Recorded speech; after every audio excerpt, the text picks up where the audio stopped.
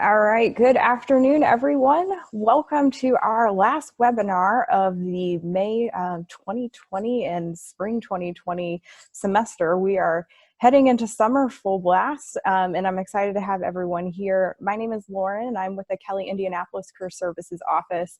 And today I'm joined by 4 alumni from IU and from the Kelley School of Business. And we are talking about succeeding in an uncertain market, and we're going to have a great conversation today about the job tactics and tips and tricks that we're going to be utilizing in order to make ourselves the most marketable and successful in this new uncertain market, wherever it ends up taking us. So I'd like to have our panelists start by introducing themselves. And just as a reminder too, you have the option on the lower bottom part of your screen to enter questions into the chat box. And I'll be monitoring that during the session too. So feel free to get those questions in there and we'll feed them in during our conversation. So Jamie, will you go ahead and start and we'll just kind of go to our left. Sure, I'm Jamie Jansen. I am currently a program manager at One America Financial Partners in our marketing operations department. Graduated from the Kelley School with a marketing degree in 2008. Karen, do you want to go next? Yes, wasn't sure which one was on your left, so. Good call, thank you. I'll just call everyone out, how about that? Here we go, all right, perfect, yes. I'm Karen Woods. I'm the Vice President of Operations for our Social Analytics Research Department at a company called MarketCast. We have an Indianapolis office, but our headquarters is in Los Angeles. And I graduated with a marketing degree in the spring of 2009. Eric, you want to go next? Yeah, Eric Compton. I am a manager in the client success department at Angie's List, and received my MBA from the Kelley School in 2011. Awesome. And last but not least, Melissa. Hi, I'm Melissa Kunkel, and I'm an assurance manager with Ernst & Young here in Indianapolis. I graduated from Kelley Indianapolis in 2008, as well as in 2011 with my master's in accounting. Awesome. So we got a double graduate down here. Fantastic. Well, thank you all for joining me so much. And I wanted to kick off our conversation this morning and talk a little bit about some job search tactics, since that's really what's on the forefront of a lot of our students' minds, especially those in the May 2020 graduating class. So I wanted to ask, what resources did you find helpful during such a difficult time? And feel free, resources can be very broad. It can be people, anything like that. Yeah, I'll go ahead and start. I would say, and I'll probably reference this several times on the call, on leveraging your network and the people that you know, whether that's other students or other people that you've met along the way throughout your life, really leveraging that network and just having the conversations. I know with the uncertainty in 2008 and not really knowing exactly what I wanted to do. Really having those conversations. I had a lot of coffee and lunch meetings with people who are already in the workforce, and really just gathering information and picking their brains and finding out as much as I could about their experiences in the workplace. I think LinkedIn is a really valuable tool in addition to the career services, and I use it a ton when I just want to see if I know somebody who works somewhere, because then I can usually get, a contact or a friend who knows someone who works there.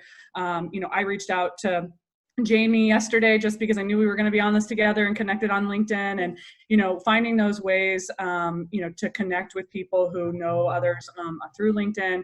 Also, just there's a lot of job postings on there, and especially when it comes to marketing roles, sales roles, those kinds of things, there's a lot on there. It's my first go-to these days, especially.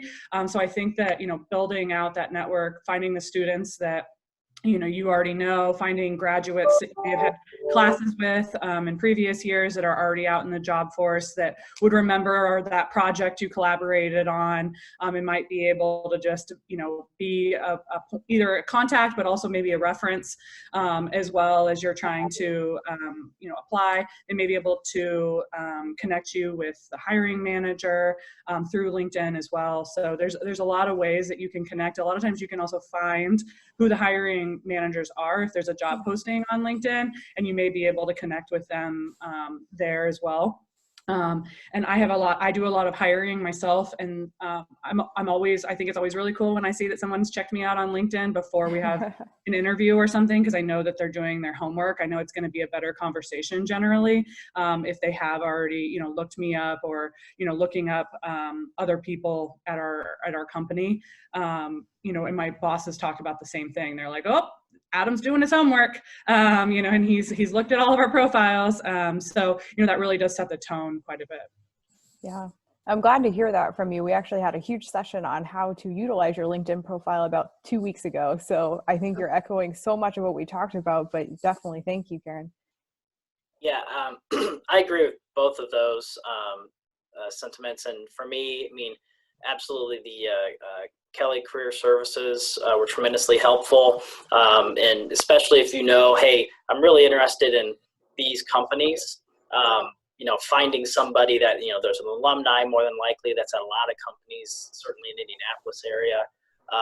LinkedIn has been tremendous for my career. And prior to the job that I've been in now for almost 10 years, I was a recruiter for a period of time and used LinkedIn quite a bit as a recruiter. And our company at Angie's List, I don't want to say exclusively get our candidates from LinkedIn, but we get a tremendous amount from LinkedIn, and also employee referrals and things like that. So all of those have been tremendous. And network. People are very willing to help somebody out in their career by and large. So if you just say, hey, I want to find out more about what you do, what your company's all about, you just can't replace that type of research by searching online and looking up a company. Another plus one for networking. I think a few additional things to add would be, first, try to maintain those relationships. And second, don't always go into the intent of, okay, I only want this job at this company, so I should only network with these people.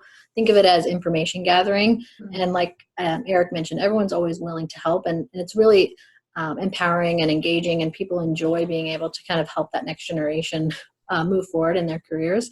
And so I think in the COVID-19 era, maybe tailoring your approach a little bit and saying, hey, can we jump on a virtual coffee chat? Or I'd love to, that way it's not all via email or phone call, to try to really bring that personal connection. People are happy to do that. They're craving it right now. And so I think that's one thing I would recommend to add. The second item in the Kelley Career Services, which I know was already mentioned, is utilizing the, I think they were informal practice mock interviews. That's actually how I got my job with EY. During my master's program, I did a practice interview with EY just to kind of really network, but also to get comfortable and build up my confidence. And then through that process, I just kind of skipped on through to the office interviews. And so taking all those resources that are available through you, that are being provided, and that your degree is really, laying out the framework for you is going to be really impactful for your future. Yeah, thank you so much for that, Melissa. And guess what? We are still doing that. We have mock interviews that happen in the spring and in the fall. So stay tuned. We will be marketing those later with those mock interviews with the companies. And you may see me there. I usually try to go to campus whenever I can for those. So yeah. Now as the interviewer. Awesome. I'd be happy to volunteer myself to do that as well. So all right, Karen, I'm getting you written down for that. Awesome. Well, I wanted to talk with you guys a little bit about when you started researching these companies and creating target lists for who you wanted to reach out to. What kind of criteria were you looking at when you were researching potential organizations, companies? I'll start. So when I graduated, I knew I wanted to do accounting, but I wasn't sure exactly what. At the time, I didn't think I wanted to do public accounting. And so I had a lot of corporations and certain criteria that I was targeting. But given the timeline of everything that was going on and the reductions that some companies were facing and not hiring as many people, I really expanded my criteria. And so that's one thing I would encourage all of you students to do is think through, what other avenues, if you think about what's my overall goal, what are the other things, and think of like a giant Venn diagram that all kind of intersect. How can I get into a certain industry? How can I learn the skills that I need to get me in a future situation? So my first role was with the state of Indiana in a governmental accounting type of role, which then later transitioned into what I do now. Mm-hmm. For me, it was huge for me to find not only a role, but a company that core values aligned with my own. A company that empowered their associates and invested in growth and development. I knew I wanted to not necessarily just clock in, clock out for the day, but really learn and develop in a role and be able to grow within a company. And then also a company that does what it says that they're going to do and invests in their local community too and gives back to the community. That was really important for me as well. I'm going to give a real talk answer here. When I was graduating in marketing, especially, most marketing jobs were getting eliminated at that time. It's always one of the first places that, you can cut people or furlough in this environment right now. So for me, I kind of lowered all my expectations.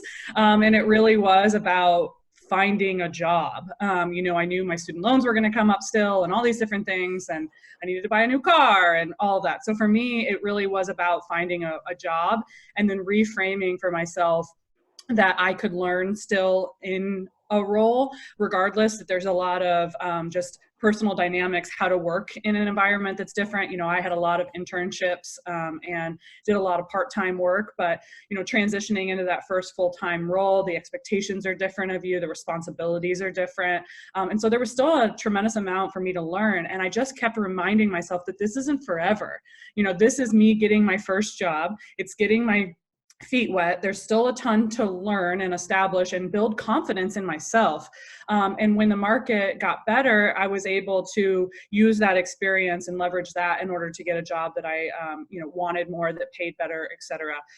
So for me, it really was just reframing what it meant to have that first role. And that, now I had a year and a half worth of experience, and now I'm not a new grad. I'm a grad with a year and a half of experience, and a lot of employers, especially in marketing, they somehow want you to have all this experience, but they want to pay you as a brand new employee, especially in marketing roles. And so for me, having that year and a half of experience working as a marketing coordinator for a law firm, I was able to, I was more professional. I knew a lot more of how to talk to, lawyers or, leadership there, as well as how to work with the front desk people in a different way. And, I knew more about HR and how to, navigate my benefits and, what that all looked like. And so when I went to accept my second role, I had all of this other kind of soft experience that I was able to leverage for a role that fit me a lot better. That's awesome. I love that term, reframing. I think that is a huge idea, for anybody really, whether you're going in the first role or transitioning. It's a great thing to have.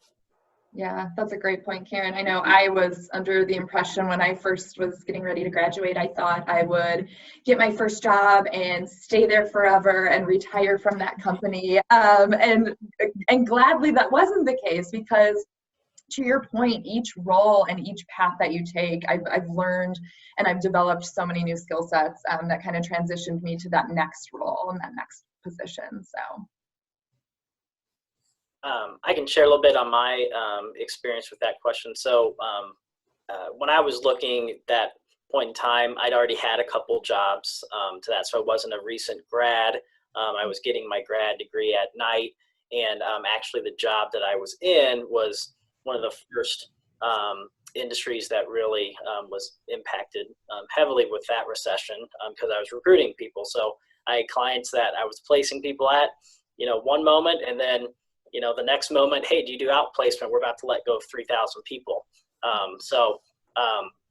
I had already kind of started the process of networking and kind of knew a little bit about and was honest with myself with, hey, I want to try to go down this road. It's a little bit more towards a marketing focus, but I didn't have a marketing background. I had more of a sales background. So I knew that I was more than likely going to have to get in a company through selling, but I really wanted to look for a company that, hey, it's my third stop.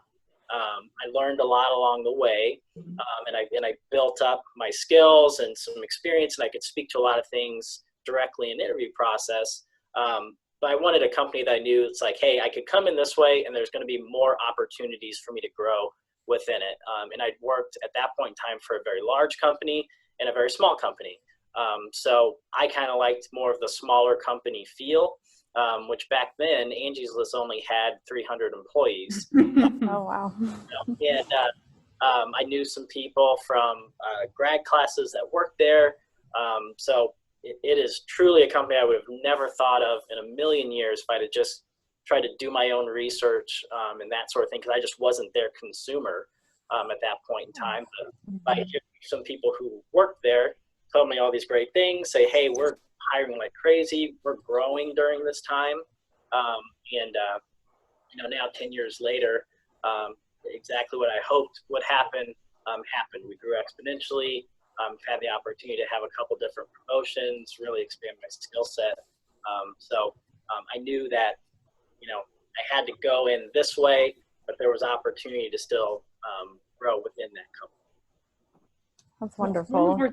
If I could, you said the third stop was kind of where you landed for a while. I think that's an interesting thing to kind of consider, because my job I ended up in for a really long time that I was very happy and loved the company and it fit my values and I was getting paid what I expected to get paid out of school was my third stop. And so I think that that's kind of an important thing to just let everyone know here too, is that, again, it's your first stop doesn't have to be your forever stop. And that third stop really is kind of a point where you're starting to get quite a bit of experience. You have a lot more to offer. You have more to negotiate as well. And so just keeping that in mind, that as it's hard right now and that your first role isn't what you expected, probably it may not be, but that third stop could be. I was at that company for 4.5 years. And then one of the chief strategy officer had started a side business through that company. And he asked me to move to Los Angeles, start an international research division. And I was doing something completely different, but working for the same person. And now I've worked for him for over 8 years in 2 different companies. And when I switched companies, it was like, I got to write my own rules because he was asking me to come, right? So, never feel like you're going to be stuck. I love that. You're never married to that first role, right? Very cool. Interestingly enough, this was also a similar experience for me. My third stop is where I've been for the last 8 years and where I'm thriving. And so I think it's important to have the right mindset when you go into the first and second stop. Not that, okay, I got to get through this to get to the next thing, but to really take what you can from it, to build your skills, to build your network, to continue to do all the things that you're doing now as a student, but to continue to grow and to do your best at what you're doing and kind of bloom where you were planted, but know that, hey, I don't have to be here forever. That's awesome. Thank you so much. Sounds like the magic number 3 is what we're all talking about here. I love it. I wanted to ask a little bit about what you felt personally helped you stand out when you were job searching at the same time others might have been doing their job search. I think being fully prepared. I woke up before I had a job upon graduation. I woke up and got ready for the day. And I remember sitting down at my apartment table and practicing and having friends and family members review my resumes and do mock interviews and utilize all of those resources so that when I went in, I had the confidence of, I know what I have to offer and where I can make an impact.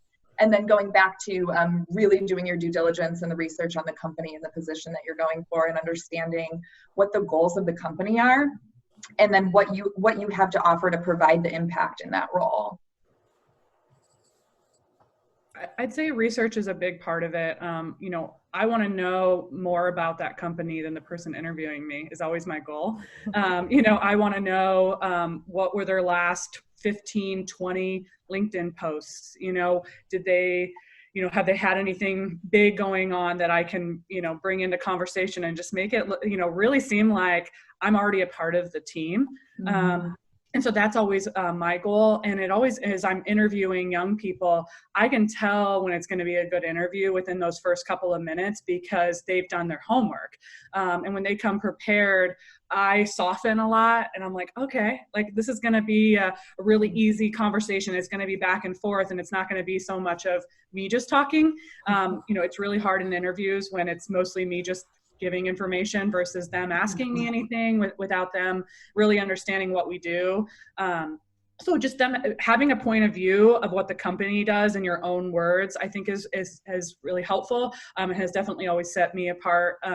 You know, I've had several people when I've interviewed in the past that are, oh, I didn't actually realize that we did that, or we, you know, something like that, you know, that may have been out in press or something, you know, and so, you know, being able to do that and show that you are really serious and that you're already diving in is going to set you apart from a lot of your peers. And I think the question part of that's huge, and going into the research and being prepared. I go into even meetings nowadays, I have lists of questions, and I think to know that it's okay to have your portfolio out and run through those questions. It's as much an interview for you, for the company, as it is for them, for you in that role. Yeah, Completely agree. Oh, go ahead, Melissa. I completely agree and echo all the things that said there. And for me, it was definitely I was extremely comfortable in the interview process, which I think when you're interviewing in a tougher economy, there's more pressure.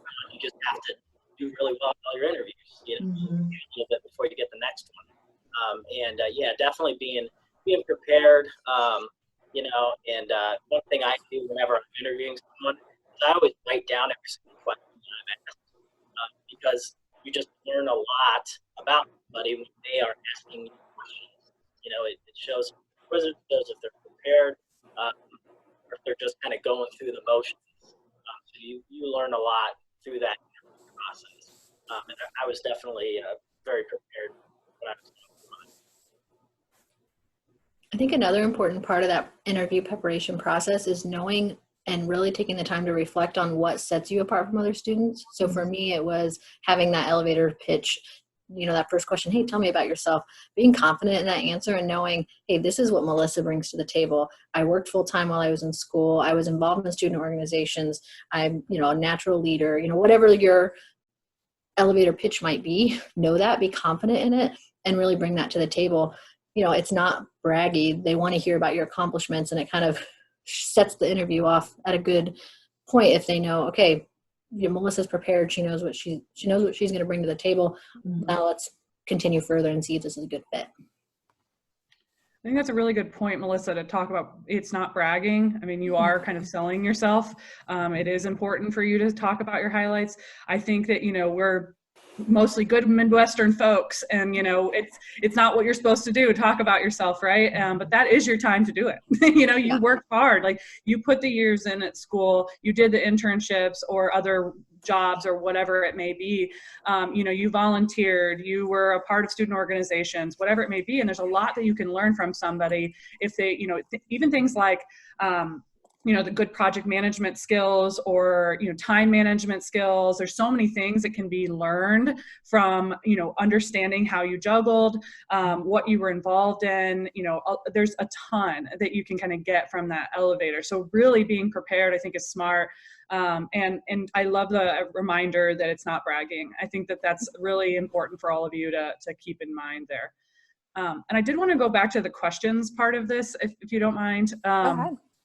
The questions part too, you know, I think Eric had a lot of great points. You can also show how much research you've done by the questions you ask. So when you, and you also, if you're thinking about the business, that's when I'm always really impressed with people, is they're not just asking me like, well, what would I do in this role? Or what would a day in the life of this role, person in this role be? Those are the kinds of things that I'm like, everyone asks me that.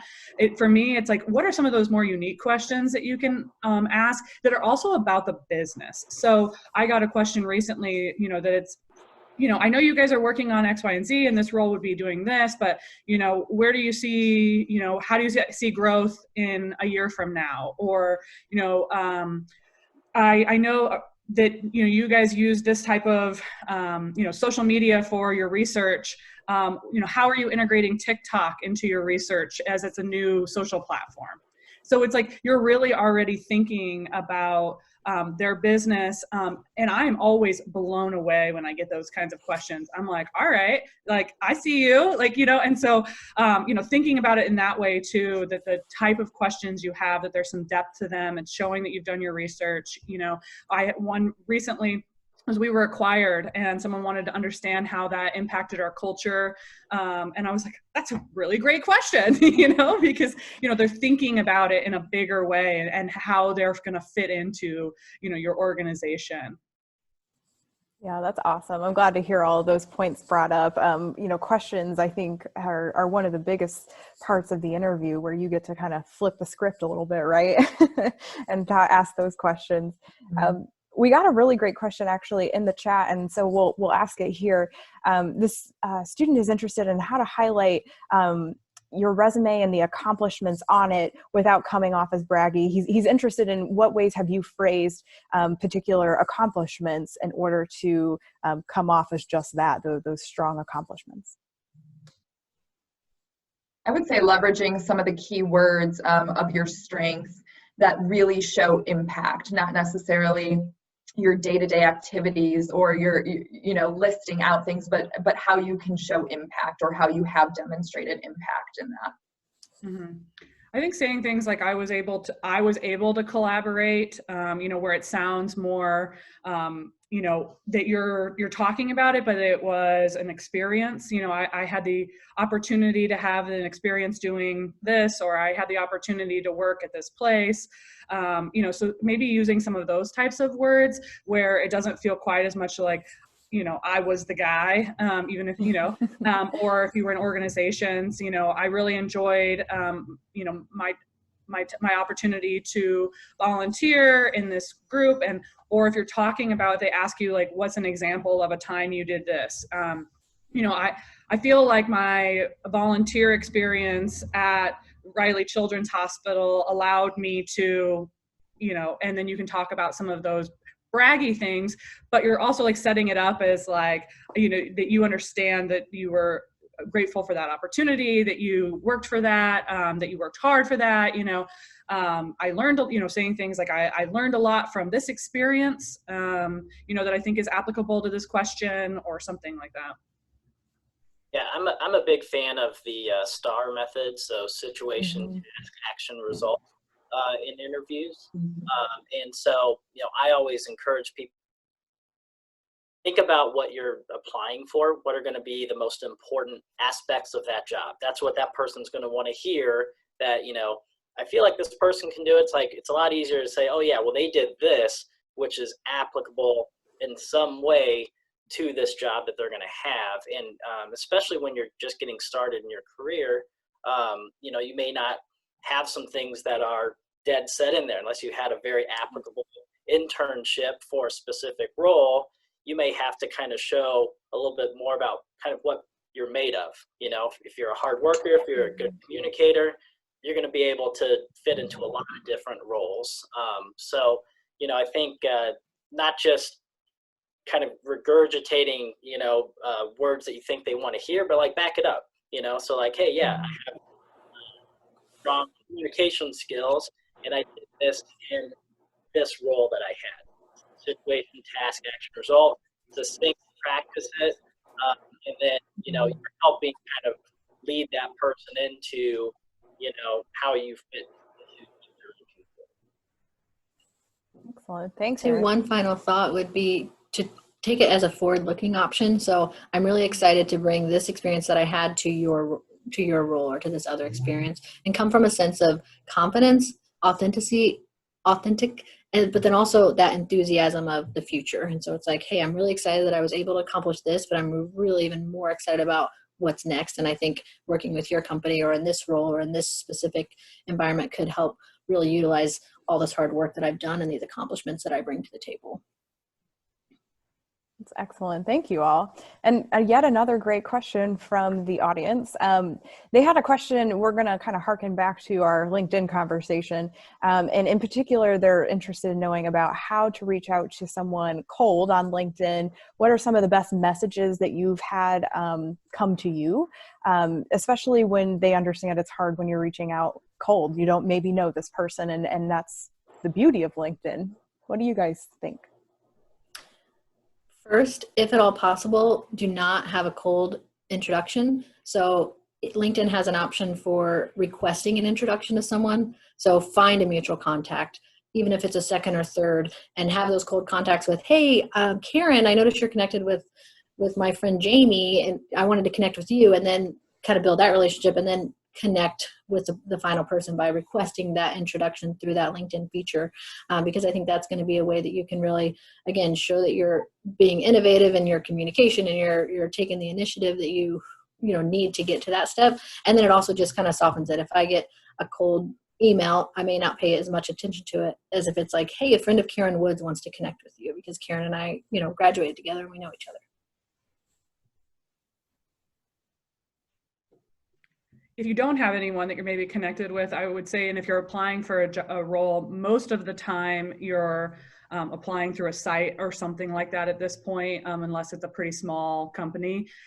So, I think you could also say, like, would love to connect with you. I apply to your role through your site.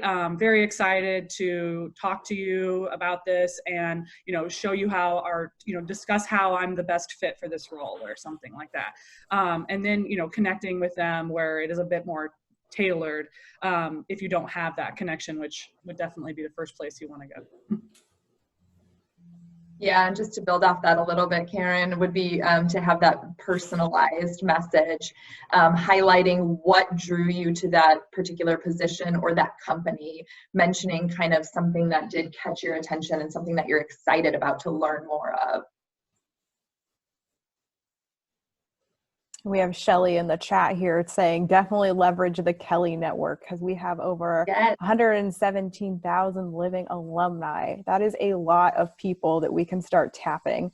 Even if they don't, aren't directly connected with a company, they may have someone they can, wiggle a string and get us over there. So thank you for that, Shelly.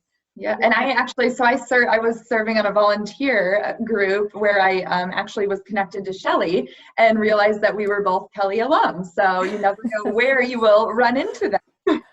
Absolutely. Yes. I actually was in Paris and someone had a Kelley alumni backpack. You really don't know where you're going to run into them. But, what I did here too, and I think you guys should take advantage of is, you should be connecting with all of us, today. It's like, we're all here. We know who you are. You send me a message on LinkedIn that's like, hey, I really enjoyed the panel today. Would love to connect with you. You never know, and so I'm of course would be happy to accept anybody here. So every opportunity that you have, making sure that you're following through with your LinkedIn connections and things, because you don't know in 5 years from now how those older connections may, bring you back. And you can even say like, hey, you remember 5 years ago when you were on that alumni panel? Well, I'm getting ready to do my third stop and I really want to connect with you, for this role or whatever it might be. And I've had people do that and it's great. I've had where I spoke to freshmen actually in the past as they were trying to figure out what they wanted to do. And it was amazing to now watch them 4 and 5 years later get those first roles and staying connected and, liking each other's posts and things like that.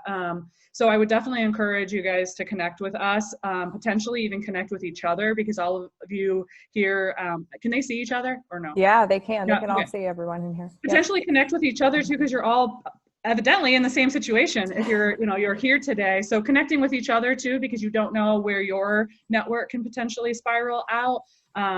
So definitely taking advantage of that Kelley network. And if you are going to reach out to someone at a company, seeing if you do have anybody that is, maybe they did go to Kelley. There's a lot of ways that you can search through LinkedIn to find those alumni too, that may be in certain roles. And so if you do have to go out cold, maybe you reach out to one of them and your message can be about like, that we have this in common already, and there is, the brand of Kelley. I mean, the reason I would guess that you're all here is because that is a brand in itself. Everyone knows of the Kelley School of Business.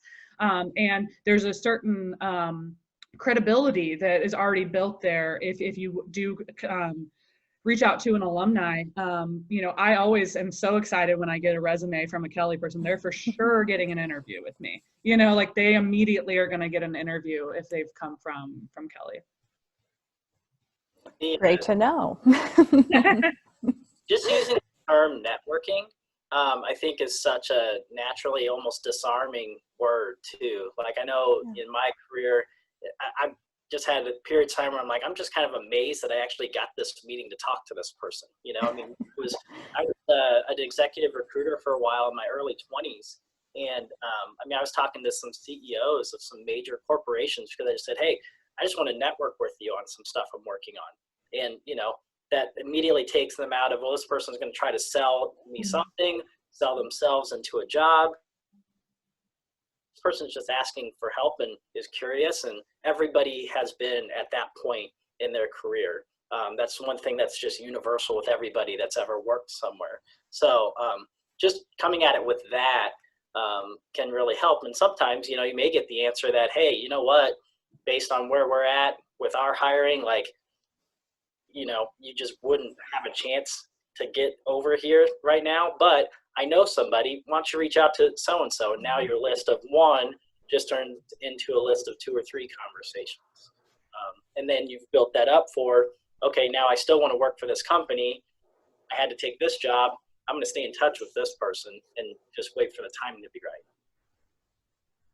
That's awesome. Thank you, guys. I'm kind of curious, just because we're on the networking conversation, and understanding that it's not just getting the contacts, but then maintaining the relationship. And we talked briefly about this, but what are some tactics that you have done to maintain relationships? Do you have any methods or ways that you've organized information? I think mine has been just the follow-ups and connecting with people after that initial connection. You may find different opportunities, groups that you're involved in.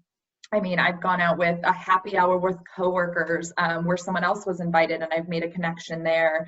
And then going back to sending that LinkedIn follow-up and having that professional connection from a social standpoint. And then, I mean, I've written handwritten thank yous to people. I've sent a bag of candy to someone that I found out it was their favorite candy. Hey, thanks for the conversation. I love Skittles too. But just having that personal interaction and keeping it going. Most of the people that I have connected with, it's grown and it's developed over time, and we've learned and gotten to share different experiences moving forward. I would agree the most important thing is the second or the third connection over time, because it's very easy and I think natural to make that first connection. Hopefully everyone feels empowered to make that first connection, but it's thinking, okay, I don't need something from this person right now, but I'm going to stay connected to them. Maybe you see something, an article that's relative to their industry, and you say, hey, I saw this and thought you might think it's interesting given your role at XYZ. Just wanted to touch base and say hi, without a need. If the only time you ever reach out to someone is to ask them for something, that's not a two-way relationship. And so you want to kind of think of it like you would in any relationship, find the right cadence of touch points and just continue to maintain that relationship. If it's every 6 months, if it's, however frequent you deem necessary, I think that's the most important part. I like that a lot, Melissa. I think I did that a lot with my first supervisor I ever had. I knew she loved Christmas, and every year she gets a Christmas card. So it's a once a year kind of thing, but give her a quick update. Someone that really had an impact on my career, certainly. That's great. Well, I want to ask another question here. And it looks like our chat feel free to continue to ask questions. But I wanted to see if, as you were job searching, especially knowing things were uncertain, did you ever have to search outside of the Indianapolis market to find a position, or were you able to do that if that was part of your plan?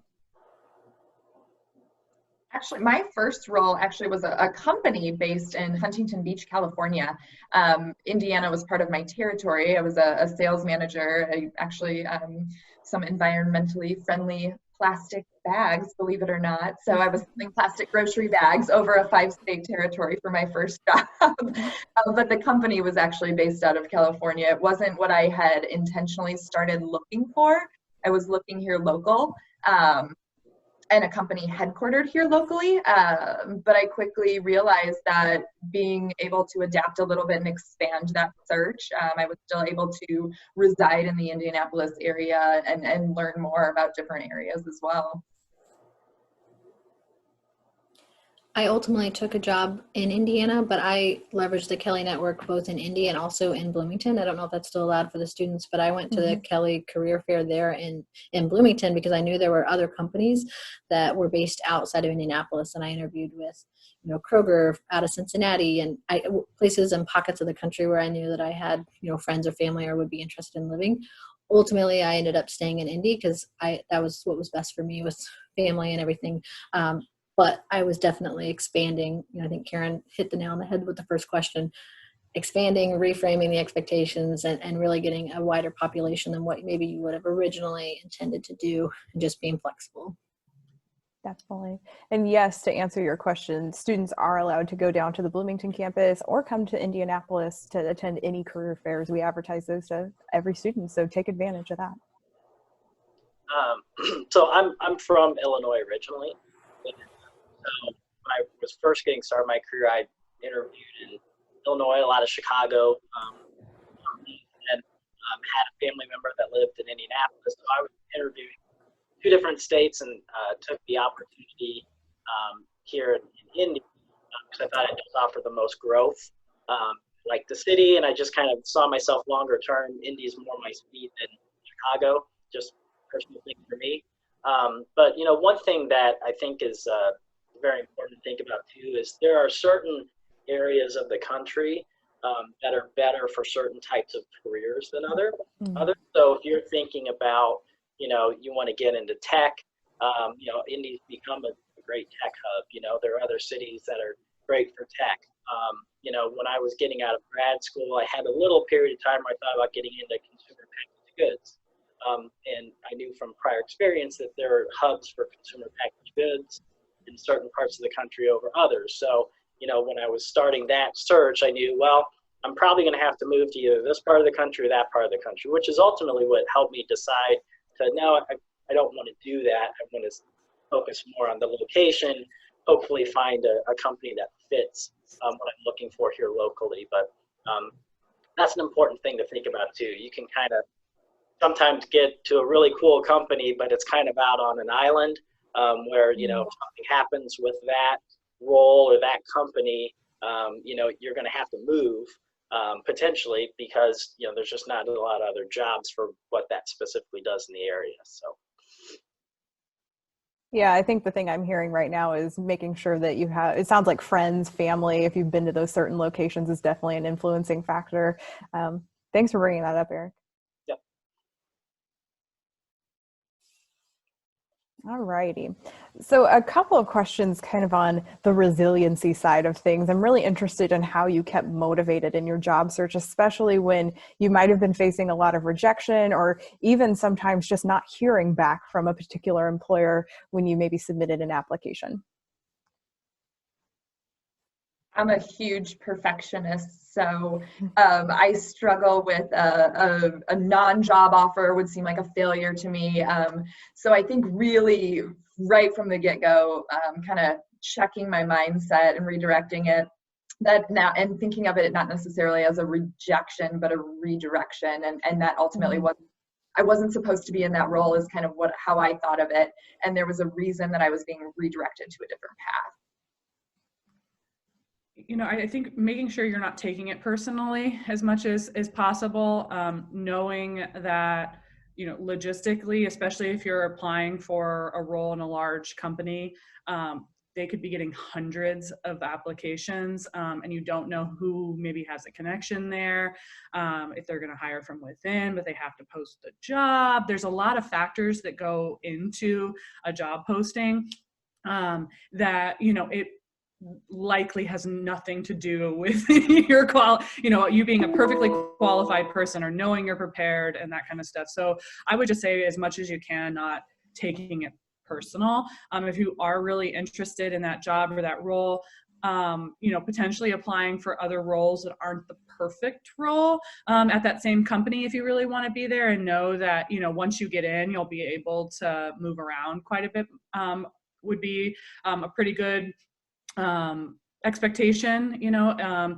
And so, you know, maybe broadening yourself there. It's applying for 3 or 4 roles that you qualify for, and you don't know, you know, when one of those is gonna stick, or maybe you're not the 100th applicant, you're the 4th applicant, you know. And so, you know, just remembering that from the hiring side of it, they're getting inundated with applications, especially in a market like this where there's going to be fewer and fewer jobs. So really trying not to take it personally or that it's rejection.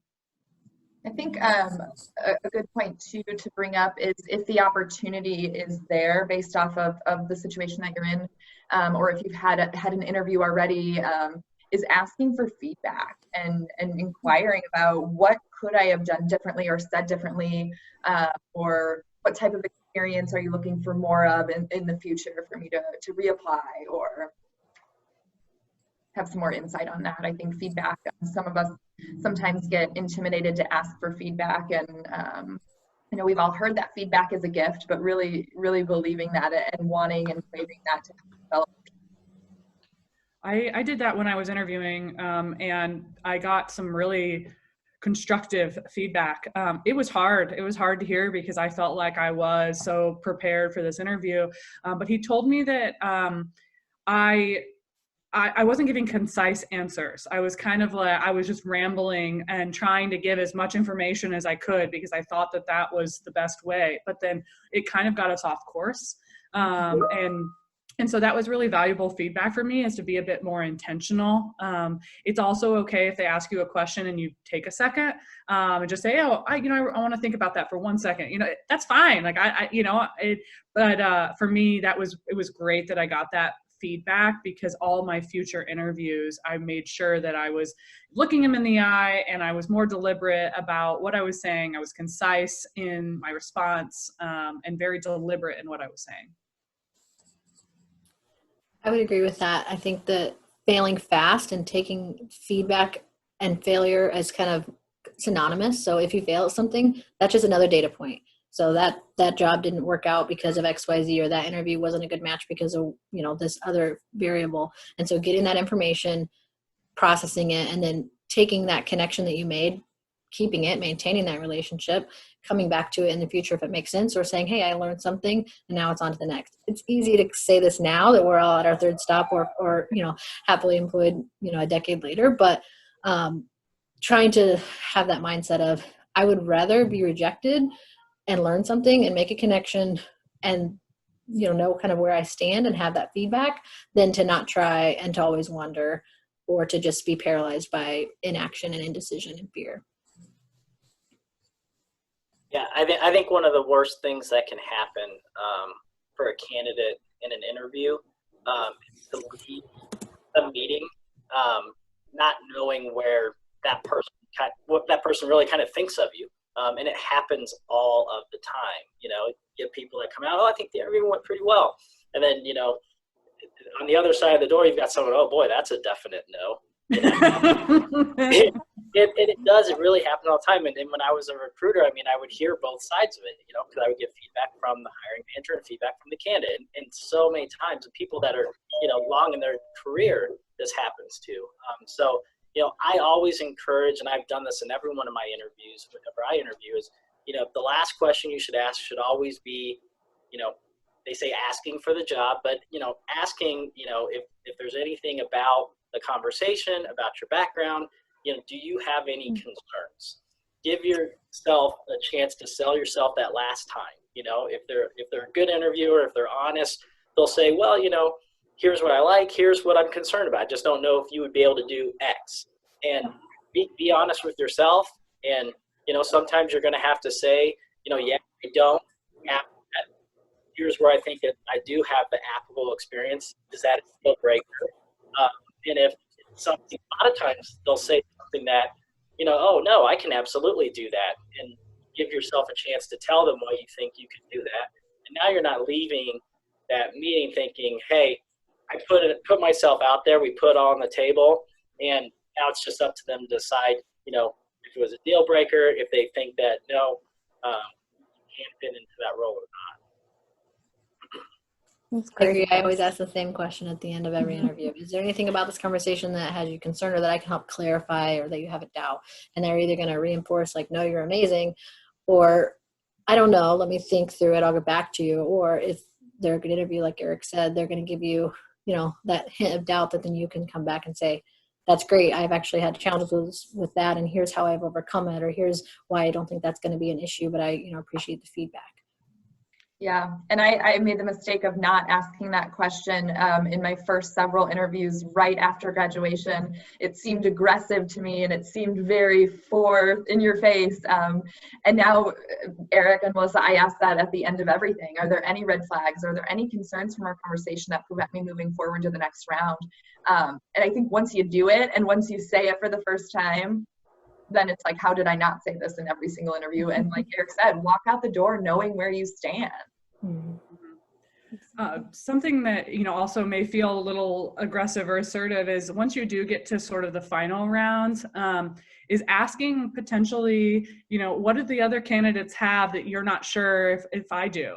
What makes you still, why are you still interviewing these other people? Like, what have I not been able to convince you of that I'm the right person? Because they may say, well, this person has experience doing this. Well, I have experience doing that. I didn't realize that was important to you, or that I should say it, or I need to convey that a bit more. And so that's always if you can do it, it's tough. It's tough to ask that kind of question, but more often than not, you're really going to get some good insight into what they're looking for. And you may be able to, explain how their concerns, again, those red flags, and what they feel like maybe you don't have, you might be able to, make them more confident in you. Agree. And if not, then you take that as feedback, and you want to make sure you're prepared for the answer, because the answer might be, actually, I do have concerns, and maybe it's something that you don't have in your back pocket that you can pull out, having the right mindset to say, okay, this is great feedback. Now I know what skill I need to go develop and what thing I need to accomplish. Maybe you're not completely out of the running, but take that as feedback and really, keep in touch with that person and keep that kind of stairwell going.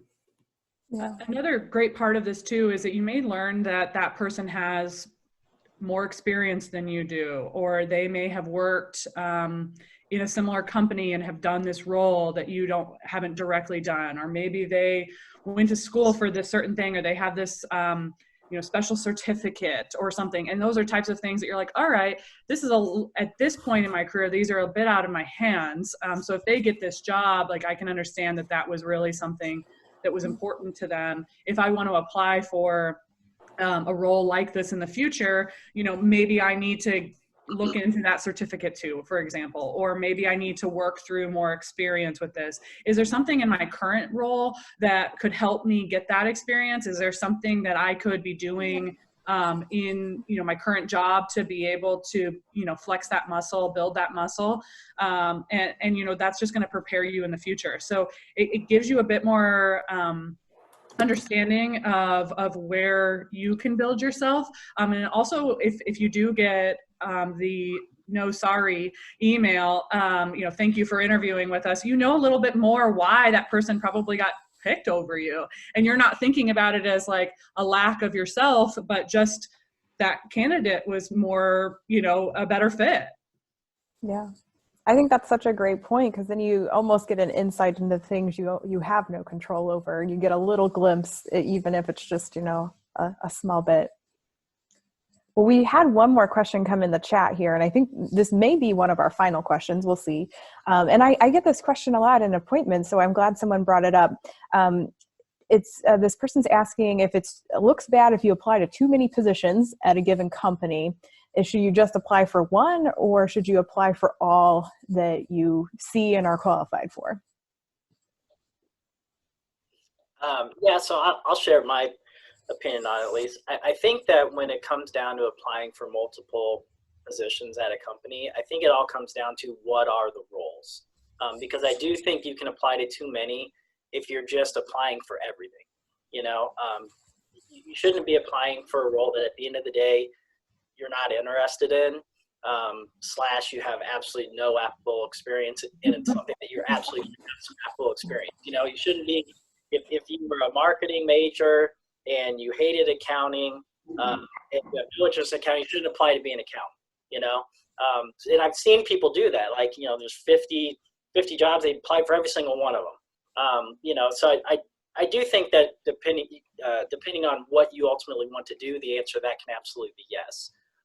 Now, that being said, if there are multiple positions at a company that have some cross-functional type of applicable experience that you think, hey, I could do all these, I'd have an interest in all these, I just want to get my foot in the door, then no, you can't apply to too many if they're at least showing that you have an end game in mind and it's something that you would actually want those jobs. And I'll just say something from my own experience, and I'm not saying that this is necessarily a strategy that everyone should do, but it's kind of who I am and it worked for me. But I actually declined my first job offer at Angie's List. I applied for multiple jobs. At that point in time, I knew myself pretty well. I'd done different types of things. I knew that one type of selling was just not me. It's just not how I'm wired, whereas another type of selling is me. And so I got my foot in the door through the one role, had a great conversation. They made me an offer within 24 hours. And I just was real honest with the guy. And I said, hey, I love working for you. You know, this is a great job. I'm really into your company. I just know that I'd also apply for this. And this is just going to be better fit for both sides. Like, just being real honest with you. And that person, fortunately for me, took that information the right way and said, yeah, you know what? I get it. I'd love to have you, but I'm not going to be selfish. I know the hiring manager for that position really well. I'm going to send you along. Next day, I had an interview with that person. Within a few days, I was hired for that role. So, so that's just my personal experience and thought on it. Honesty is the best policy, right? Right. Yep. I think if you are going to apply for multiple roles within the same company is making sure you're still tailoring your resume to those specific roles. And if you are going to have something, if you do decide to include a cover letter or anything like that, you know, to making sure that's tailored to that role, you know, so your experiences, so it is a little bit different. So if the same HR person is reading it, you know, multiple times, it still looks like it's for that and not just, you know, Karen applying for every single role we have here. And then also to Eric's point, I was actually recently just checking out what was going on in Indianapolis in terms of hiring. And I had a role that I got offered and realized that the same kind of thing. It was like, this isn't the right role. And she was wonderful. I mean, she was like, yep, that makes sense. Like, totally get it. And she's like, and she told me about another role that was potentially available. And she's like, we don't know where this is going to be yet. And then we went into, you know, quarantine. But you know, we've stayed connected, you know, and it was a great conversation. And she knew that I was very passionate about the company and now will be a reference, you know, if I do apply for something else. So, you know, having that, showing that, you know, you're really being thoughtful for yourself and making sure it's going to be a good fit actually typically translates really well. Good deal. I think if there's a company that has multiple roles that you're interested in, this is another kind of idea or an excuse for you to reach out to the hiring manager or a recruiter for that company. Hey, I noticed that there's 3 roles. There's some crossover. I'm interested. Can we sit down or have a virtual chat to figure out, you know, what the differences of the roles are, just so I can make sure I'm applying for the one that's going to be the best fit. And then again, you're asking someone to help, you're showing an interest, and it's not, you know, all about getting that interview. It's about getting the information that you need, but then that's going to translate to that interview and making sure it's the right one. I think that's great, Melissa. Yeah, absolutely. Snaps to that. Well, I do want to be conscious of our time, and wow, we could probably continue this conversation for another 2 hours. But I want to thank everyone for joining us today, and we will have this recording up here in a couple of hours. And all of our panelists, thank you for your time. I really appreciate you sharing all of your words of wisdom, and I'll certainly be in touch if you would like to stay in contact with Kelley. I will talk to you about how that can happen. So thank you all again, and have a wonderful afternoon and a happy Friday. Thank you. Bye, everyone. Bye. Thanks.